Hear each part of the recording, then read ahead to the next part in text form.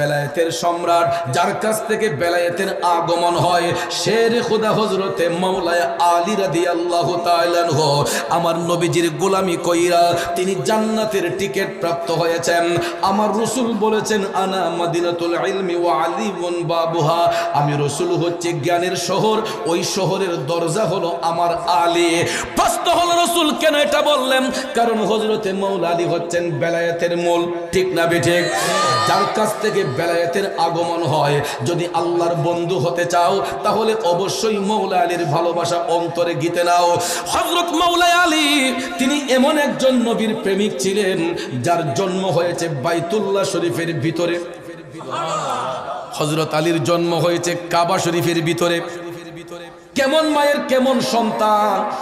ওই মা যখন বাইতুল্লাহ শরীফ তাওয়াফ করতেছেন, আমার ভাইয়েরা হঠাৎ করে দেখা যায় প্রসব ব্যথা উঠে গেছে। এখন বাচ্চা খালাসি হবে কেমনে? আল্লাহ রাব্বুল আলামিন আদেশ জারি করে দিলেন, সঙ্গে সঙ্গে ওনাকে বাইতুল্লাহ শরীফের ভিতরে নেওয়া হলো। কাবা শরীফের ভিতরে পৃথিবীতে একজন ব্যক্তির জন্ম হয়েছিল, উনি হচ্ছেন শের খুদা হযরতে মাওলানা আলী রাদিয়াল্লাহু তাআলা আনহু।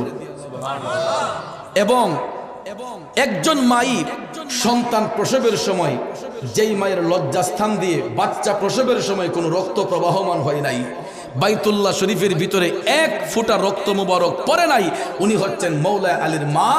সন্তান প্রসবের সময় একটু ব্যথাও অনুভব করে নাই, এক ফোঁটা রক্ত বাইতুল্লাহ শরীফের ভিতরে লাগে নাই। তিনি হলেন আমার নবীর প্রিয় সাহাবী, যিনি হচ্ছেন জান্নাতের টিকিট প্রাপ্ত সাহাবী শের খুদা হযরতে মাওলানা আলী রাদিয়াল্লাহু তাআলা আনহু। আমরা তো মুখে মুখে নবীকে ভালোবাসি বলি, কিন্তু সাহাবায়ে কেরাম তাদের জীবন দিয়ে আমার নবীরে ভালোবাসতেন।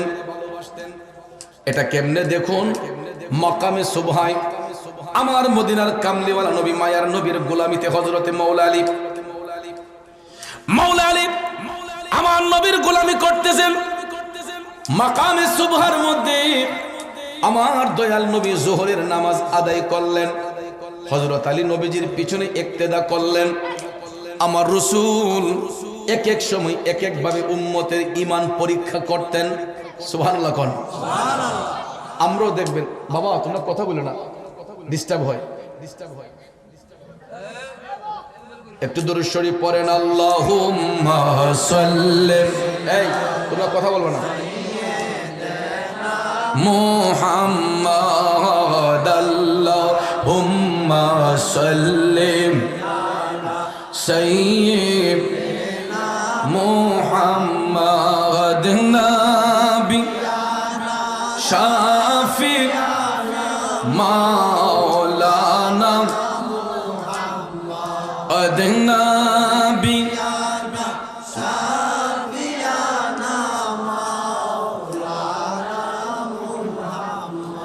আমার যুবক বন্ধুরা একটু মনোযোগ, লম্বা চড়া কথা বলে মনোযোগ নষ্ট করব না।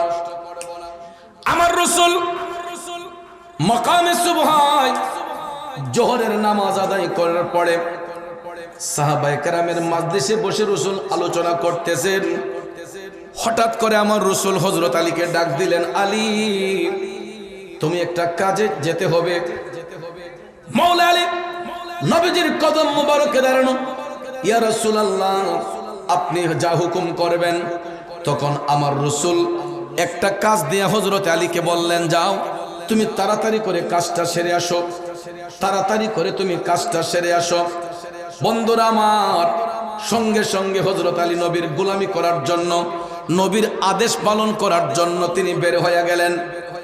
হযরত আলী ভাবতেছেন যে রাসূল যেহেতু তাড়াতাড়ি আসতে বলেছেন, তা আমি যাইব আর আসবো, আসরের নামাজটা আমার নবীজির ইমামতিতে এসে পড়ব। সুবহানাল্লাহ কোন।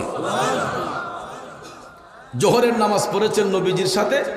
হযরত আলী ভাবলেন যে আমি আসরের নামাজটাও নবীজির সাথে এসে আদায় করব। এই নিয়তে তিনি কাজটা দ্রুত গতিতে করার জন্য তিনি বের হয়ে গেলেন। রাসূল আদেশ দিলেন, এটা দেরি করেন নাই, মাওলানা আলী চলে গেলেন। যাইয়া যখন তিনি নবীজির আদেশ পালন করলেন, কাজটা শেষ করে তিনি যখন আবার নবীজির দিকে প্রত্যাবর্তন করলেন, দেখা যায় হযরত আলী আসতে আসতেই আকাশের সূর্যটা পশ্চিম আকাশে হেলে গেল একটু পরে দেখা যায় আসরের ওয়াক্ত হয়ে গেছে। মুয়াজ্জিন সাহেব আসরের ধ্বনি দিয়া বলতেছেন যে তিনি আল্লাহু আকবার আল্লাহু আকবার। আসরের আজান হয়ে গেল। মাওলা আলী চিন্তা করতেছে আরো যেইটুকু রাস্তা বাকি, যাইতে যাইতে তো নামাজ শেষ হয়ে যাবে, কি করব কি করব। তারপরে তিনি পেরেশানি করতেছেন আমার নবীজির সঙ্গে গিয়ে আসরের নামাজটা আদায় করবেন। এ বন্ধু, হযরত আলী আসতে আসতে দেখা যায় নামাজের ওয়াক্ত যখন হয়ে গেছে, আমার দয়াল নবী মৌলানা আলী আসার আগেই দয়াল নবী আমার আসরের নামাজ আদায় করে ফেললেন। সুবহানাল্লাহ কোন। ওয়াক্ত মোতাবেক নামাজ আদায় আমার রাসূল করে ফেললেন, টাইম মতো নামাজ পড়ে ফেলেছেন। এখন হযরত আলী একটু দ্রুত গতিতে আসলেন। আসার পরে তিনি দেখতেছেন যে নবীজির নামাজ শেষ। এখন হযরত আলী কি নামাজ পড়ছেন? উনি তো নামাজ পড়েন নাই, আসরের নামাজ পড়েন নাই। ভেবেছিলেন আমার নবীর ইমামতিতে পড়বেন, কিন্তু দয়াল নবী মৌলা আলী আসার আগে আসরের নামাজ যখন শেষ করে ফেললেন, দয়াল নবী মৌলা আলী আসার সঙ্গে সঙ্গে হযরতে আলীর কোলের মধ্যে আমার রাসূল মৌলা আলীর কোলের মধ্যে নবীজির মাথা মোবারক রেখে একটু আরাম করতেছেন। আরো জোরে কোন সুবহানাল্লাহ। আমার নবী চোখ মোবারক বন্ধ করলেন, চোখ মোবারক বন্ধ করে হযরতে মৌলা আলীর কোলের মধ্যে রাসূল একটু আরাম করতেছেন। হযরত আলী কি নামাজ পড়ছেন? নবীজি আরাম করতেছেন। মৌলা আলী চিন্তা করলেন আসরের সময় তো আর বেশি সময় থাকে না, মাগরিব সন্নিকটে থাকে। তিনি দেখতেছেন সূর্যটা প্রায় পশ্চিম আকাশের দিকে হেলে যাচ্ছে। মৌলা আলী চিন্তা করলেন কি করব, আমি নবীজিকে জাগাইবো নাকি নামাজটা পড়ব। তিনি সিদ্ধান্ত নিতে পারতেছেন না কি করবেন, যে নামাজ পড়ব নাকি নবীজির আরাম নষ্ট করব। আপনারা বলেন ওই মুহূর্তে হযরত আলীর কাছে নামাজটা বড় নাকি নবীর আরামটা বড়? বুঝা কইছেন তো বাবাজিরা আমার, যদি প্রশ্ন করি কেন নবীর আরাম বড়, প্রশ্ন যদি করি কেন নবীর আরাম বড়, তাইলে উত্তরটা দিবেন কেমনে? উত্তরটা দিবেন এইভাবে সহজে। কারণ ফরজ বলেন, ওয়াজিব বলেন, সুন্নত বলেন, নফল বলেন, মুস্তাহাব বলেন, ঢিলা বলেন, কুলুব বলেন, আসকন বলেন, জুব্বা বলেন, কুর্তা বলেন, এই সব কিছু হইছে আমল, আর আমার নবী হইছে ঈমান। এখন আপনারা কোন ঈমান বড় না আমল বড়? ঈমান বড় না আমল বড়? আমল যদি কম হয়, আমলের কারণে আল্লাহ জাহান্নামে ঠেলে দিবে না। এ শেওরাতলির বাবাজিরা মনোযোগ, আমল যদি কম হয়, আমলের কারণে আল্লাহ বান্দাকে জাহান্নামে দিবে না, হয়তো তাকে শাস্তি প্রদান করবে।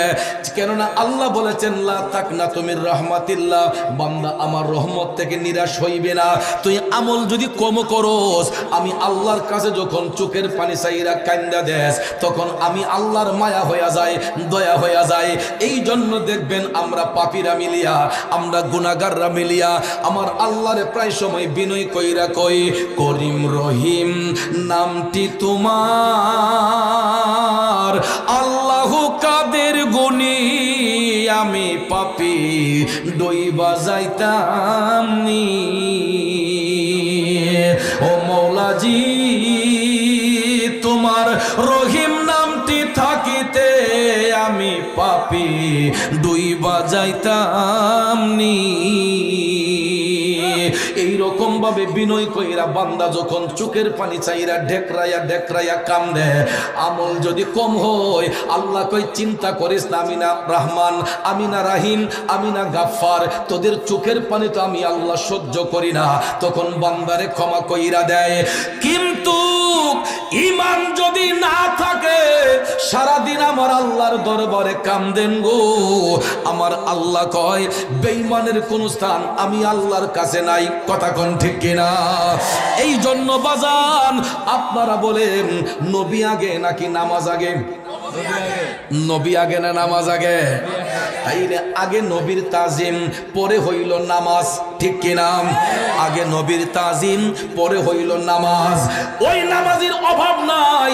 দেখবেন কারবালার ময়দানে এই 10ই মুহররমের দিনে, আশুরার দিনে আমার নবীর কলিজার টুকরা নাতি ইমাম হুসাইন পুরাটা শরীর যখন রক্তাক্ত গো, পুরাটা শরীর যখন রক্তাক্ত, ক্ষত বিক্ষত, প্রায় 72টা তীরের আঘাত, 34টা বল্লমের আঘাত, 41টা তরবারির আঘাত ইমাম হুসাইনের দেহ মুবারকের মধ্যে, পুরাটা শরীরের রক্ত মুবারক ঝরে গেল।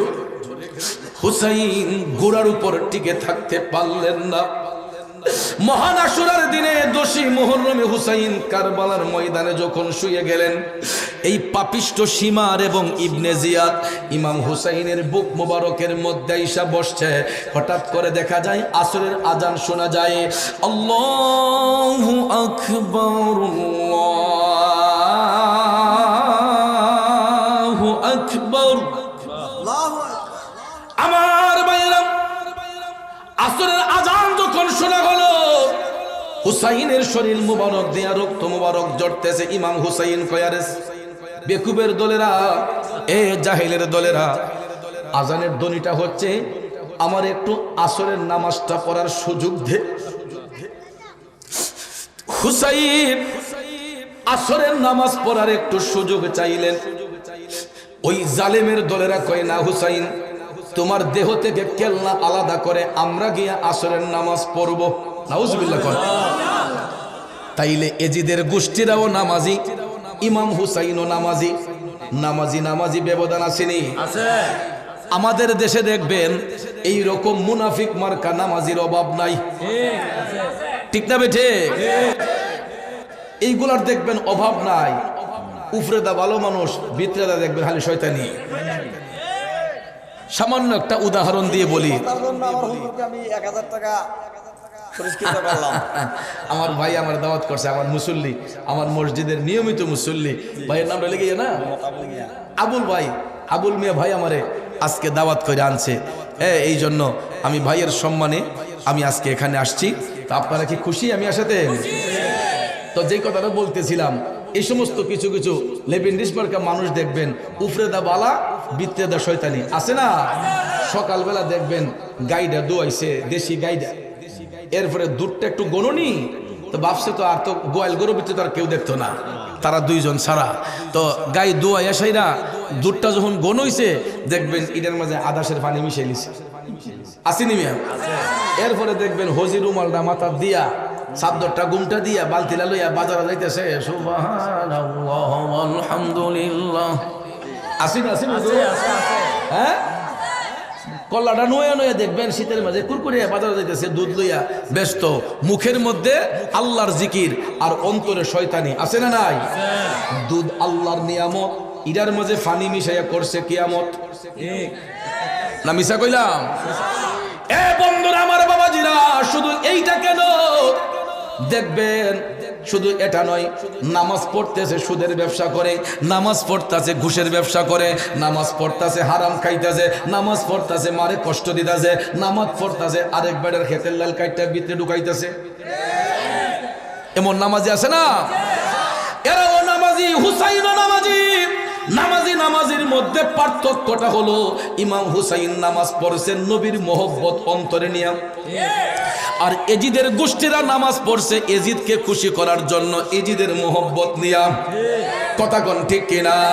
এই জন্য বাজার নামাজ শুধু পড়লেই হবে না, নামাজের মতো নামাজ পড়তে হবে।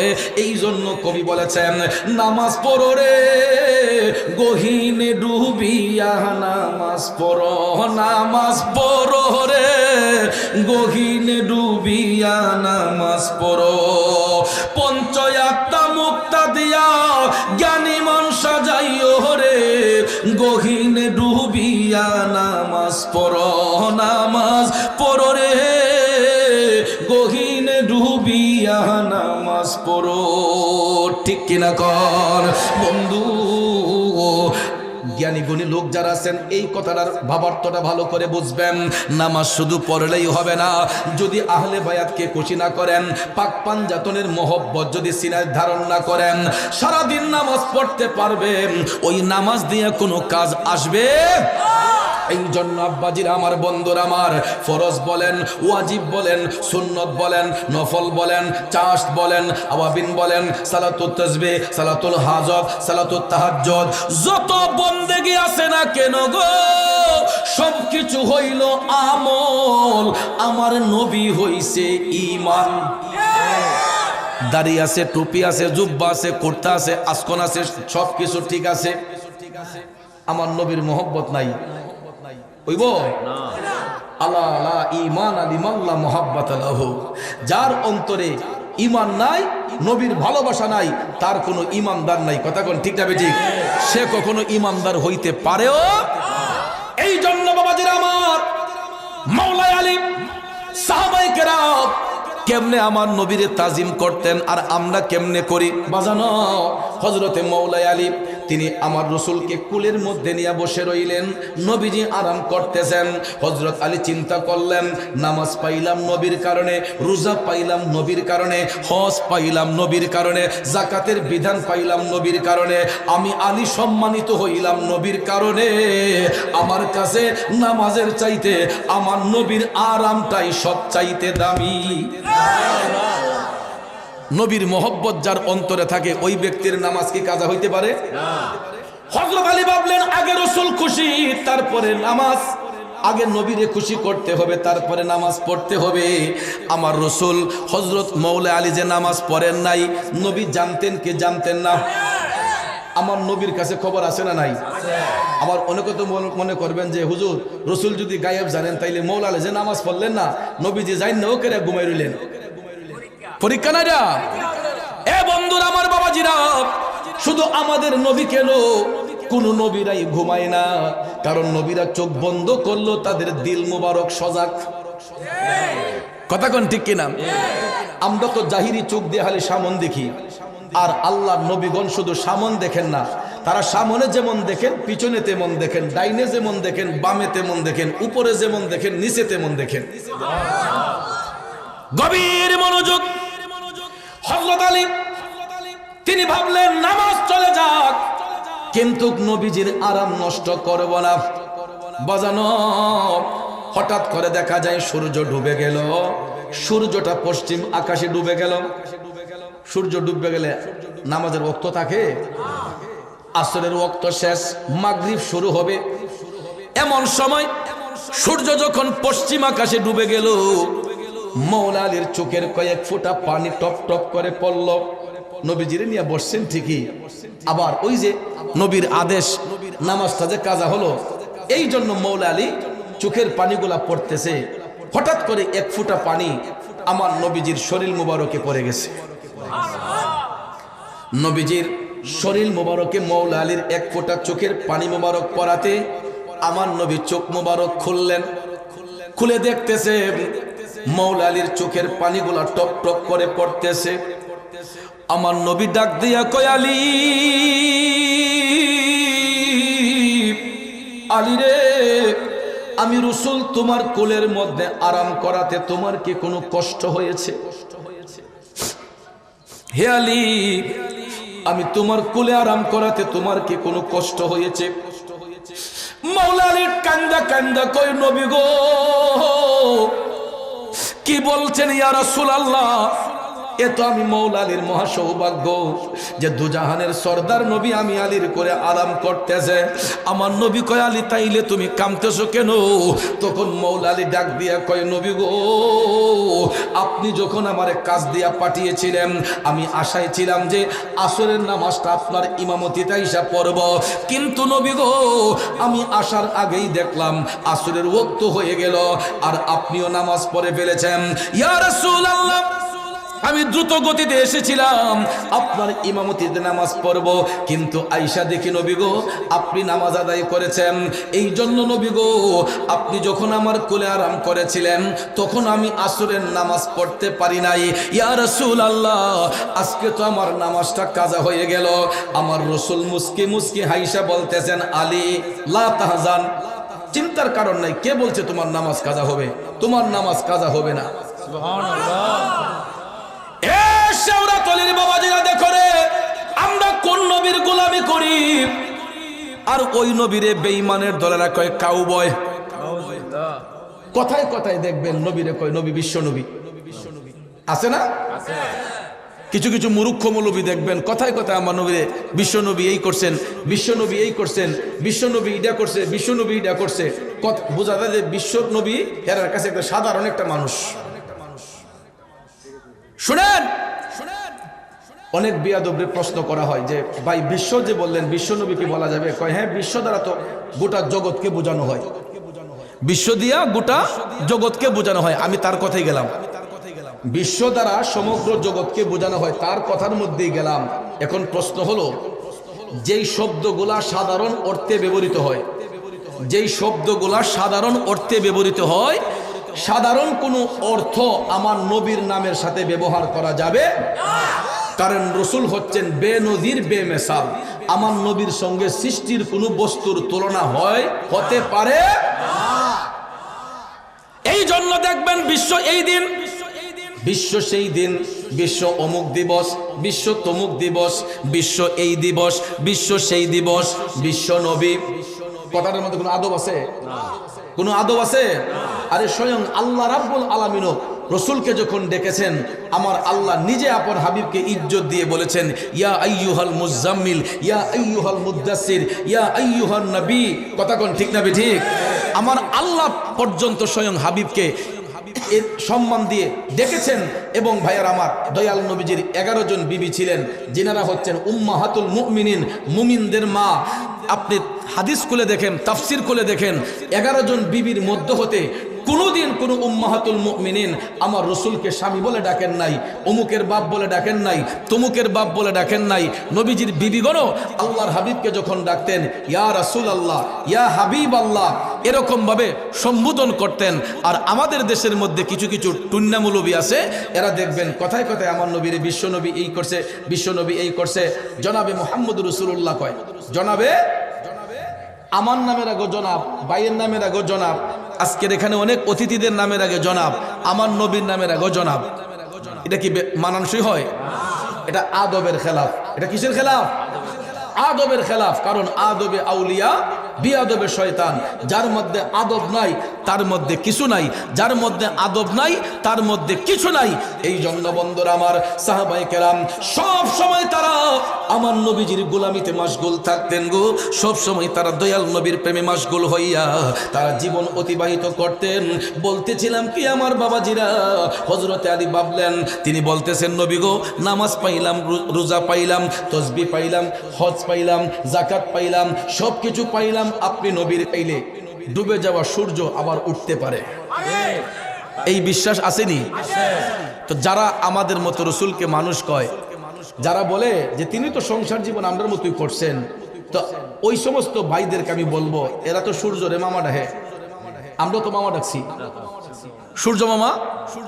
সূর্য রে মামা না ডেকে একটু আব্বা ডেকে কর না, যে বা সারা জীবন তোমারে মামা ডাকছি, এখন বাপ তুমি আমার বাপ লাগো, সূর্য বাবা তুমি একটু উঠো। উঠবো নি? আমি আপনি যদি সূর্যরে মামা না কাহা ডেকে আব্বা ডেকে যদি কই যে তুমি আমার বাপ লাগো, একটু তুমি ডুববে যাও বা একটু উঠতে যাও, সূর্য নড়বো নি? বাবাজিরা আমার, বন্ধুরা আমার, আমি আপনি মানুষ, এই জন্য মানুষ হিসেবে চন্দ্র সূর্য আমাদের কমান মানে না। আর আমার রসুল নুরুন আলা নূর, চন্দ্র সূর্য আমার নবীর কমান মানতে বাধ্য। ঠিক না বে ঠিক? চন্দ্র সূর্য আমার নবীর কমান্ড মানতে বাধ্য। কিন্তু আমরা তো দেখতে যেমন মানুষ, আমরা নিশ্চয়ই মানুষ। আমরা সূর্যের সাথে বাহাদুরি করতে পারি না। দিনের আকাশে সূর্য উদিত না হলে আমরা দিনের আলো দেখতে পাই না, রাতের আকাশে চন্দ্র উদিত না হলে আমরা চাঁদের আলো দেখতে পাই না। এই জন্য ভাইয়ের আমার, আমরা চন্দ্র সূর্যের সাথে বাহাদুরি করি। চন্দ্র সূর্য কেন, এই বাতিটার লোকে বাহাদুরি নাই আমাদের, কারণ এই যে বাতি ছাড়া প্যান্ডেলটা আলোকিত না অন্ধকার। এই ডাইনামা যদি চলে যায়, প্যান্ডেলের কোনো মূল্য আছে? কথা কোন আছে? প্যান্ডেলের কোনো মূল্য নাই। তাহলে এই প্যান্ডেলকে আলোকিত করার জন্য আমাদের এই প্রধান সৌভাগ্য হিসাবে আসছে নাকি? ঠিক করে নারে তাকবীর, নারে রিসালা, নারে রিসালা। পীরে কামিল আলহাজ হযরত মাওলানা সৈয়দ আবু মুসা সিদ্দিকী পিসা হুজুরের আগমন, পিসা কেবলার আগমন, শুভেচ্ছার স্বাগতম। কিতারে বেড়াই তোরা সেট নাই দিয়ে শুনলো কিতা কই বললাম আমি? আরেকটা যদি তাকবীর দেন, নারায়ে তাকবীর, নারায়ে রিসালাত, পিসা হুজুরের আগমন, টিগরের পিসা হুজুরের আগমন, শুভেচ্ছার স্বাগতম। আমরা সকলে বলি মারহাবা, মারহাবা।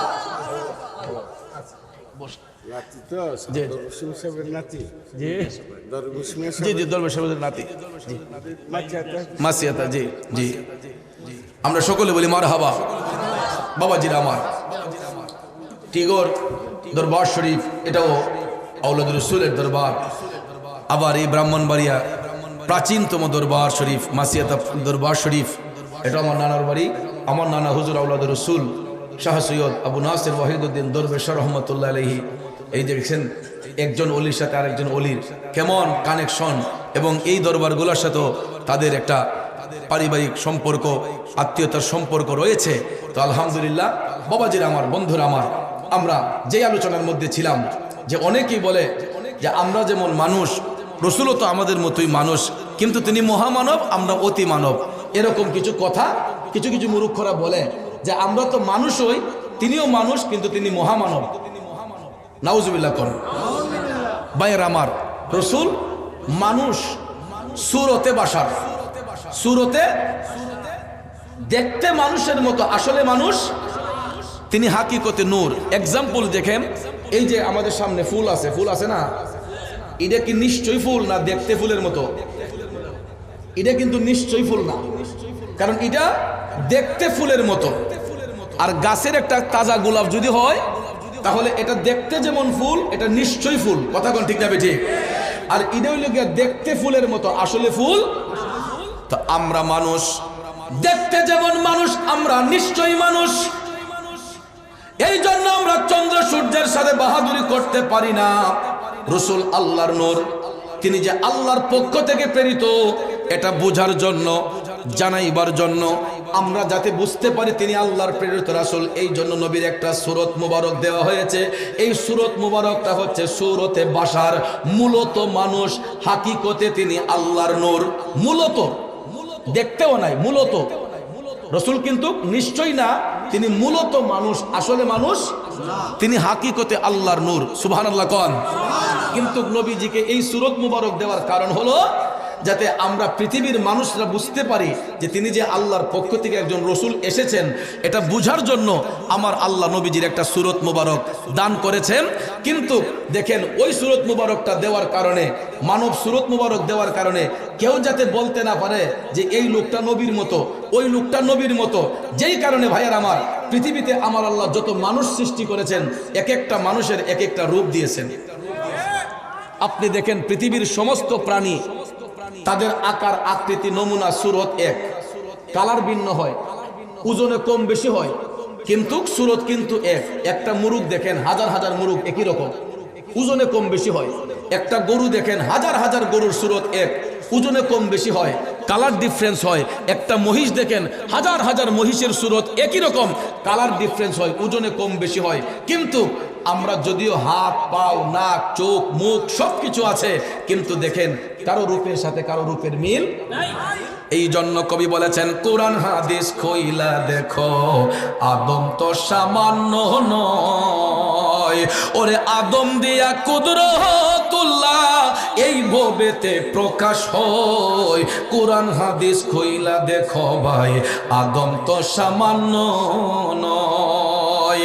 আদম রে করিল পয়দা, দুস্তি করতে আপে খোদা, লইতে এশকেরি ফায়দা, মোর খলিফা আদম হয়। কোরআন হাদিস কইলা দেখো ভাই, আদম তো সামান্য নয়। এ বন্ধু, একটু মনোযোগ দিয়ে কথাগুলা বোঝার চেষ্টা করবেন। একজন বাবার ঔরসে 3টা 4টা 5টা 10টা সন্তান ভূমিষ্ঠ হয়। লক্ষ্য করে দেখবেন, যেই স্বামী এবং স্ত্রী একই বিছানায় একই বালিশে শয়ন করে, অথচ দেখা যায় ওই স্বামী স্ত্রী মিলন করার পরে একজন স্ত্রীর গর্ভ থেকে 3টা 4টা 5টা 10টা সন্তান ভূমিষ্ঠ হয়। ভূমিষ্ঠ হওয়ার পরে দেখবেন বাবার চেহারার সঙ্গে একটা সন্তানের চেহারার মিল নাই, মায়ের চেহারার সঙ্গে স্বামীর চেহারার মিল নাই, মায়ের চেহারার সঙ্গে একটা সন্তানের মিল নাই। ইভেন এই যে ছামিয়ানার নিচে আমরা যতগুলা মানুষ বসলাম, বলুন তো কারো রূপের সাথে কারো রূপের মিল আছে? পীরে কামেল আলহাজ হযরত মাওলানা সৈয়দ আবু মুসা সিদ্দিকী পীর সাহেব হুজুরের চেহারার দিকে তাকাইয়া দেখেন, আমার আল্লাহ এই ব্যক্তিটারে যেই সুরত দিয়া বানাইছে, সারাটা পৃথিবী ঘুরে দেখেন তো এই সুরতের আরেকজন আবু মুসা সিদ্দিকী পীর সাহেব হুজুর পাইবেননি। আমি মুরাদ চৌধুরীর চেহারার দিকে তাকান, সারাটা পৃথিবী ঘুরে দেখেন তো এই চেহারার হুবহু আর একটা মুরাদ চৌধুরী পাইবেননি। আমার ভাইজানের চেহারার দিকে তাকান তো এই চেহারার আরেকটা লোক পাইবেননি। শুধু আমরা কেন, প্রত্যেকটা মানুষের চেহারার দিকে তাকান, আমরা তো মুখ দিয়ে কইলাই যে এই সাধারণ মানুষ, এটা একটা সাধারণ মানুষ, আর এটা পাগল মানুষ, কিন্তু আমরা মুখে বলি সাধারণ। পৃথিবীর কোনো সাধারণ মানুষ নয়, পৃথিবীর প্রত্যেকটা মানুষ, এক একটা মানুষ অসাধারণ। কারণ এক একটা মানুষকে আল্লাহ এক একটা রূপ দিয়ে বানাইছে, তাইলে তারা সাধারণ কবি কেমনে? সে তো অসাধারণ, সে এক অসাধারণ মানুষ। এই জন্য কবি বলেছেন, এমন সাধ্য কার আছে ভাই এই ঘড়ি তৈয়ার করে, এই ঘড়ি তৈয়ার করে ভাই, লুকাই ঘড়ির ভিতরে ভাই, লুকাই ঘড়ির ভিতরে। ওরে 3 কাটা 12 জুয়েলে মিনিট কাটা হইল দিলে, এ নয়নে ডুবলে পরে দেখতে পাবে চোখের সামনে।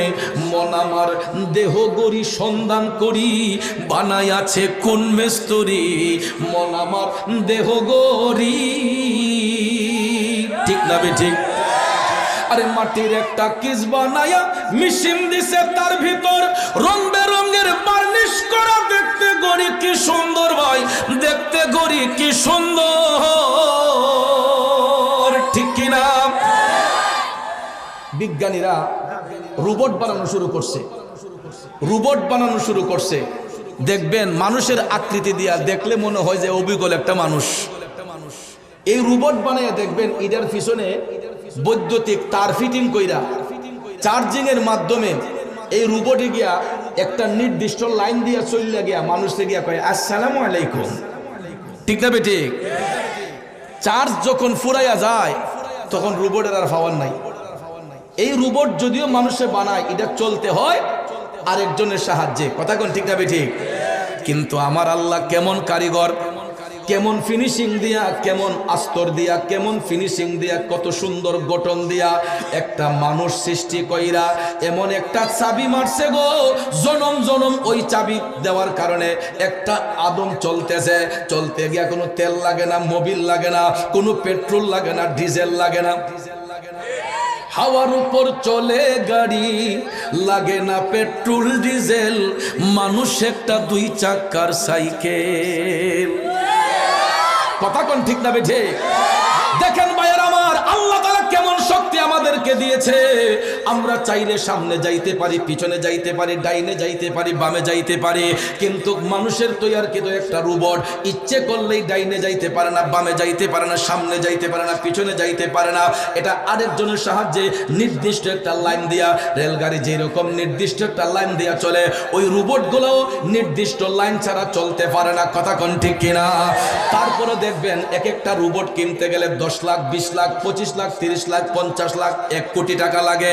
আমার প্রশ্ন হলো, মানুষের তৈরিকৃত একটা রোবট কিনতে যদি 1 লাখ, 2 লাখ, 20 লাখ, 50 লাখ, 1 কোটি টাকা লাগে, তাইলে আল্লাহর তৈয়ারকৃত, আল্লাহর সৃষ্টি মানুষের মূল্য কত হইতে পারে? চিন্তা করে দেখেন, আমরা আছি গিবত লইয়া, আমরা আছি নবীরে নিয়ে মারামারি করতেছি, কিন্তু ওই নবীরে আল্লাহ সুরতে বাসার রূপ দেওয়ার কারণে মানুষের রূপেরই আল্লাহ পরিবর্তন করে দিছে। এক একটা মানুষের এক একটা রূপ আল্লাহ দান করছে। আমার আল্লাহ এটাই বুঝাইলো যে আমি আল্লাহ চাইলে এক একটা মানুষকে এক একটা রূপ দিতে পারি। আল্লাহ কয় আমারে দেখতে হলে আসমানে তাকাতে হবে না, জমিনে তাকাতে হবে না, আমার আদমের দিকে তাকাইলেই তোমরা বুঝবা আমি আল্লাহ কি। ঠিক না বেঠে? কারণ পৃথিবীতে যত বিলিয়ন মানুষ তত বিলিয়ন রূপ, পৃথিবীতে যত বিলিয়ন মানুষ তত বিলিয়ন রূপ। এ বন্ধু, এই জন্য দেখেন আল্লাহরে যেমন আমরা চর্ম চোখ দিয়া দেখি না, এমন আমরা চর্ম চোখ দিয়া আমাদের নিজেদের রূপটারেও দেখি না। আপনি দেখেন, দেখবেন না, অথচ মানুষের দেহ নিয়ে আমরা গবেষণা করি না। কষ্ট হইতেছে আপনাদের? মানুষের এই দেহের 3টা ভাগ। কয়টা ভাগ? ওইটা ওই ফিসা বুজুরা এই তালিমগুলোই খানকার মধ্যে বৈশা বৈশা দেয়। মানুষদেরকে আগে দেহ চিনায়, আগে নিজকে নিজে চিনতে হবে। মানুষের এই দেহের 3টা ভাগ, একটা হলো ফানাফিল্লাহ, একটা ফানাফির রসুল, আর একটা ফানাফির শায়েখ। দেহের ভাগ কয়টা? 3টা। ফানাফিল্লাহ, ফানাফির রসুল, ফানাফির শায়েখ। দেখবেন আগে আমরা গাইতাম, তখন মনে করতাম আরে এটা কিতা গাইরি, ওই আমার 3 কাষ্টেরই নৌকা খানি, দয়াল জোড়ায় জোড়ায় উঠে পানি। ওহন এটা শুনলে তো মানুষ আরে বাপরে গাইছে রে। 3 কাষ্টের নৌকা দ্বারা কবি কি বুঝাইলেন বলেন তো? এই 3 কাষ্টের নৌকা দিয়া কবি নিজের দেহটারে, মানুষের দেহটারে বুঝাইছে। কার দেহটারে? দেহের 3 ভাগ, ফানাফিল্লাহ, ফানাফির রসুল, ফানাফির শায়েখ। শুনেন, খালের পানি হিসলে কমন যায়, ডুবার পানি হিসলে কমানো যায়, বিলের পানি হিসলে কমানো যায়, কিন্তু এই চোখের পানি হিসবেন কি দিয়া? সমাজের মানুষ 3 প্রেমে কান্দে, আল্লাহর প্রেমে কান্দে, নবীর প্রেমে কান্দে, শায়েখের প্রেমে কান্দে, জগতের প্রেমে কান্দে। ঠিক না ঠিক? এই জন্য কবি বলেছেন আমার 3 কাষ্টেরই নৌকা খানি, দয়াল জোড়ায় জোড়ায় উঠে পানি, আমি কি দিয়া সেচিব নৌকার পানি রে, তুই সে আমার মন।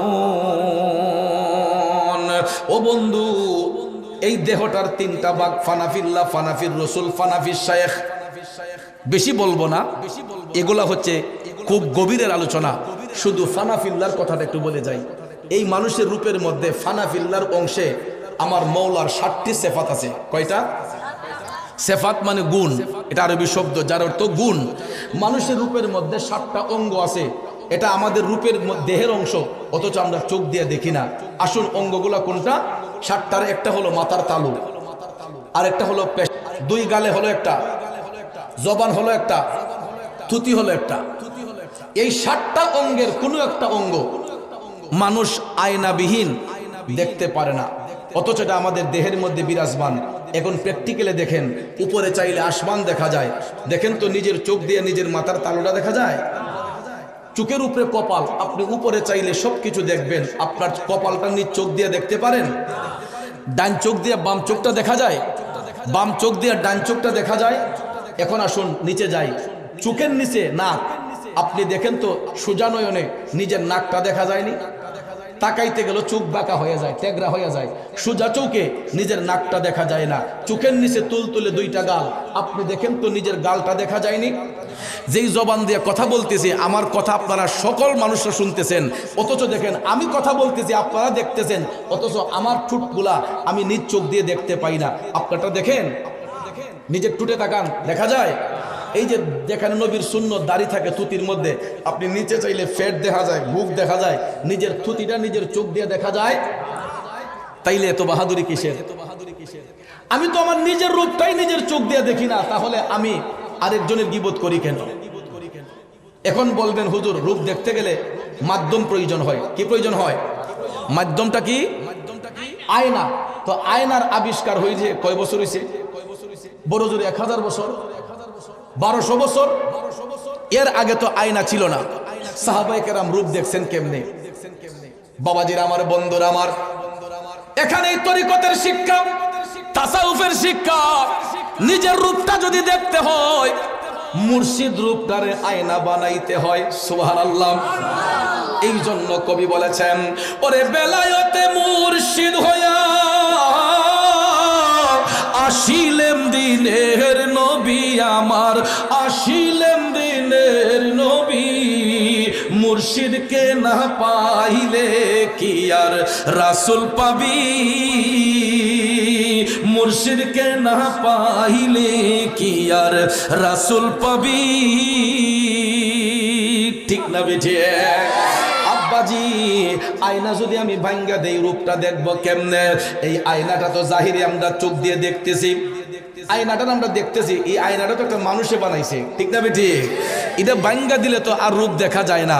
তাহলে এই আয়নার আবিষ্কার হয়েছে আমার রসুলের চেহারায় আনোয়ারকে রিচার্জ করে বিজ্ঞানীরা এই আয়নার আবিষ্কার করছে। জুড়ে কন্যা সুবহানাল্লাহ। এই জন্য সিলেটের কবি হাসন রাজা কয়, ভাবনা চিন্তা দূর হইল আমার মুর্শিদ কুলে পাইয়া, নাচে নাচে হাসন রাজা মুর্শিদের পাইয়া, আপনার রূপ দেখিলাম রে, রূপ দেখিলাম রে নয়নে, আপনার রূপ দেখিলাম রে। খারাপ লাগতেছে বাবাজিরা? ও বাজান, এই জন্য নিজের রূপটা যদি দেখতে হয়, আসল রূপটা যদি দেখতে হয়, মুর্শিদ প্রেমে ফানা হয়ে যেতে হয়। আর মুর্শিদ প্রেমে এই কারণে ফানা হইব, ওই বেলায়েতের মুর্শিদরা আমার নবীর গোলামি করছে। ঠিক না বেঠে? কারণ বেলায়েত অর্জন তারাই করছে যারা মৌলা আলীকে ভালোবাসছে, যারা মৌলা আলীর গোলামি করছে। কারণ মৌলা আলী গোলামি করছেন আমার নবীজির। রসুল ডাক দিয়ে বললেন, আলী অসুবিধা নাই, তোমার নামাজ কাজা হবে না। এই বলে হযরত আলী অবাক হয়ে গেলেন, এটা কেমনে? তখন আমার রসুল আঙ্গুল মুবারক ইশারা করে ডুবে যাওয়া সূর্যের দিকে রসুল ডাক দিলেন, এ ডুবে যাওয়া সূর্য, তুমি যেখানেই অস্তমিত হয়েছো, আমি রসুল তোমাকে আদেশ করলাম, যেখানে আসলে আসরের ওয়াক্ত শুরু হয়, আল্লাহর হুকুমে তুমি সেই জায়গার মধ্যে চলে আসো। আসবনি? নবীজির আঙ্গুলের ইশারায় ডুবে যাওয়া সূর্য আবার উদয় হইয়া যায়। সুবহানাল্লাহ। হযরত আলীর নামাজ তখন কাজা হলো না, যার প্রেমেতে পাগল আমরা তিনি মদিনা, যার প্রেমেতে পাগল আমরা তিনি মদিনা। ঠিক না বেঠে বাবাজির আমার? ওই নবীর গোলামি করাতে ডুবে যাওয়া সূর্য উদয় হয়ে গেল, আসরের ওয়াক্ত যেরকম শুরু হয় এরকম হয়ে গেছে। রসুল ডাক দিলেন, আলী আর দেরি করো না, নামাজ পড়ো। হযরত আলী নামাজ পড়ার সাথে সাথে আমার দয়াল নবী আবার বললেন, এই সূর্য যাও, তোমার আসল জায়গায় চলে যাও। নবীজি ইশারা করার সঙ্গে সঙ্গে আবার সূর্য ডুবে গেছে। মাগরিবের আজান হলো, আমার নবী ইমামতির মুসল্লায়, সমস্ত সাহাবায়ে কেরাম নবীর পিছনে ইক্তেদা। এটাই হলো ইশকে মুস্তাফার প্রেম, হুব্বে মুস্তাফার প্রেম। যারা নবীর গোলামি করে, নবীর গোলামদের নামাজ কখনো কাজা হইতে পারে। এই জন্য আমরা যেখানেই থাকি আর কিছু না করি, নবীর গোলামির মাধ্যমে 5 ওয়াক্ত নামাজ পড়ব, হালাল রিজিক খাবো। রাজি আছেন সবাই? কারণ আমি বিস্তারিত আলোচনা করতে গেলে আরো অনেক সময়ের ব্যবধান দরকার। বন্ধুরা আমার, বাবাজিরা, এটা মেরাজের রজবের চাঁদ, মেরাজুন নবী। আগামী সোমবারে হয়তো দিবাগত রাত পবিত্র লাইলাতুল মেরাজ, তো 27 তারিখ মনে হয় ইংরেজি, 27 তারিখেই 27শে রাত পড়বে। তো আপনারা সকলেই সারা রাত সজাগ থেকে এই মেরাজুন নবীর রাতে বেশি বেশি করে আমল বন্দিকে করবেন। কারণ দয়াল নবীর এই সফরের মাধ্যমে আজকে আমরা যে নামাজ পাইলাম, রোজা পাইলাম, জান্নাত জাহান্নাম, পাক নাফাক, হালাল হারাম, এইগুলো যে চিনছি, একমাত্র আমার রসুলকে আল্লাহ তাআলা মেরাজ শরীফে নিয়া এই সব কিছু দেখানোর কারণে আজকে দয়াল নবী মেরাজ শেষ করে আইসা উম্মতকে বলে দিয়েছেন, জান্নাত এমন হবে, জাহান্নামটা এমন হবে, মা বাপের খেদমত করলে এরকম পুরস্কার, মা বাপের সাথে বিয়াদবি করলে এরকম পুরস্কার। এই যে শিক্ষাগুলো আমরা পাইলাম একমাত্র আমার নবীর মেরাজের কারণে।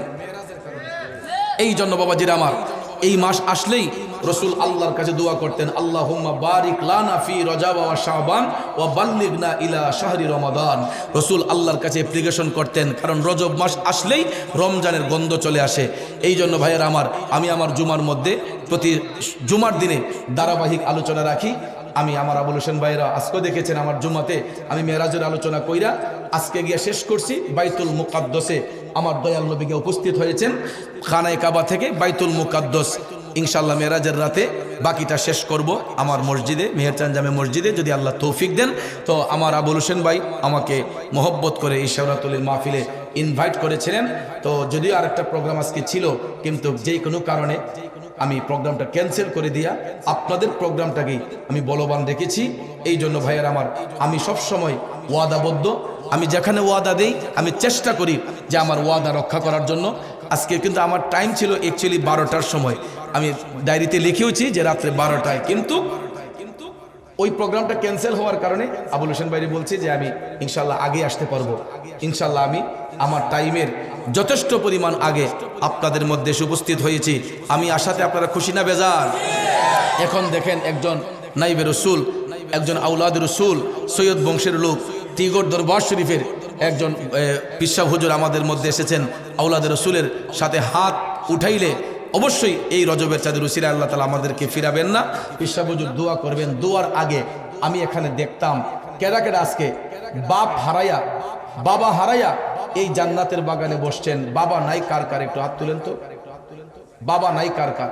আমার মতো বাবা কার কার নাই, একটু হাত তুলেন। আল্লাহ, অনেক লোক বাবা হারাই এতিম, হাতটা নামান। আচ্ছা একটু বলেন তো দেখি এখন কার কার মা দুনিয়াতে নাই? আমার একটু হাত তুলে দেখা। মা নাই কার কার? মা নাই কার কার? আল্লাহ, অনেক লোকের মা নাই। কিরে বাবা তোর মা নাই? আহারি, একটু দাঁড়াও তো বাবা। তোমার নাম কি? ও কামরু। তোমার আব্বা আছে তো? মা মারা গেছে। বসো বসো। বাবাজিরা আমার, সমাজের মধ্যে 3 কিসিমের এতিম আছে। এক কিসিমের এতিম হইল যার মা আছে বাবা নাই। আরেক কিসিমের এতিম হইল যার বাবা আছে মা নাই। আরেক কিসিমের এতিম হইল যার ঘরে মাও নাই বাবাও নাই। এরা হলো পৃথিবীর সর্বহারা এতিম। একটা শিশু বাচ্চা দেখেন অল্প বয়সে মায়ের কোল হারালো। এই ছেলেগুলো তো এই বয়সে মারে জড়াইয়া না ধরলে ঘুমের তৃপ্তি হয় না। এই 10-12 বছরের ছেলেটা আজকে ঘরে গিয়ে মা খুঁজা পায় না। এ যুবক, আমরা যদিও কবরবাসীদেরকে না দেখি, কিন্তু কবরবাসীর রূহগুলা কিন্তু আমাদের দিকে তাকাই আছে।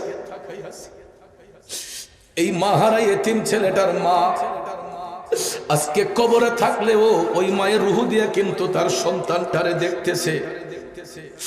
আমি একজন বাবা হারাই এতিম, 26 বছরের উপরে হইল, বাবারে দেখি না।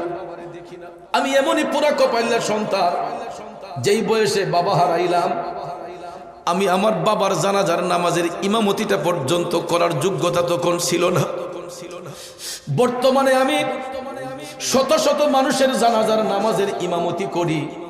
আমার মুরিদরা মারা গেলে ওসিয়ত করে, পিসা বুজুর্গ না গেলে জানাজা হবে না।